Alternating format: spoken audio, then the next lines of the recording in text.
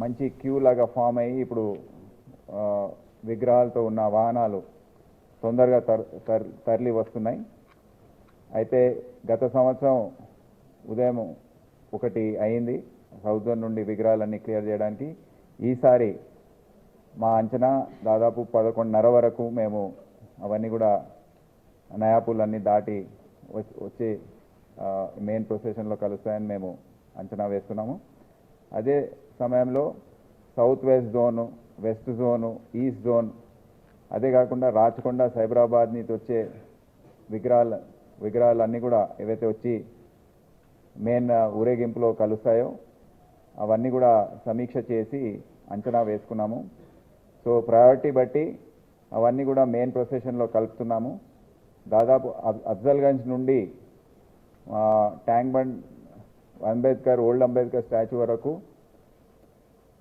4 లేన్స్లో ఈ విగ్రహాలన్నీ కూడా లైనప్ చేసి పుషింగ్ పార్టీస్ ద్వారా ఎక్కడ కూడా గ్యాప్ లేకుండా ఈ విగ్రహాలన్నీ కూడా ఒక సీక్వెన్స్గా వచ్చే విధంగా, తొందరగా తరలి వచ్చే విధంగా అన్ని చర్యలు తీసుకోవడం జరుగుతుంది. ఇప్పుడు ప్రస్తుతం ట్యాంక్ బండ్ పైన 17 క్రేన్లు ఆపరేషన్లో ఉన్నాయి. ఎన్టీఆర్ మార్గ్లో 9 క్రేన్లు ఆపరేషన్లో ఉన్నాయి. పీపుల్స్ ప్లాజాలో 8, గార్డెన్ పాయింట్లో 2, జలవిహార్ దగ్గర 2, సంజీవ పార్క్ దగ్గర 2. సో దాదాపు 40 క్రేన్లు హసన్ సాగర్ చెరువు చుట్టూ పనిచేస్తున్నాయి. పూర్తి స్థాయిలో అక్కడ పోలీస్ మరియు జిహెచ్ఎంసీకి చెందిన అధికారులు అక్కడ జాయింట్ కంట్రోల్ రూమ్లో పరిశీలిస్తున్నారు, అన్నీ పర్యవేక్షిస్తున్నారు. మేమందరం కూడా ఇక్కడ వార్ రూమ్ ఏదైతే ఉందో ICCCలో Banjara hills main multi agency operation సెంటర్లో ఇక్కడ కూర్చొని అన్నీ పరిశీలిస్తున్నాము. క్షేత్రస్థాయిలో పరిస్థితి ఏ విధంగా ఉంది, అప్పుడప్పుడు సూచనలు చేసి ఈ గ్యాప్స్ ఏవైతే వస్తున్నాయో అవన్నీ కూడా ఫిలప్ చేయడానికి అన్ని చర్యలు మేము తీసుకొని సూచనలు కూడా కింది స్థాయి అధికారులకు తెలియజేస్తున్నాం. ఎక్కడ కూడా ఎటువంటి సమస్యలు ఇప్పటి వరకు ఉత్పన్నం కాలేదు. ఈసారి గత సంవత్సరం కన్నా పోలిస్తే మండప నిర్వాహకులు ఇంకా వారి సహాయం అందిస్తున్నారు.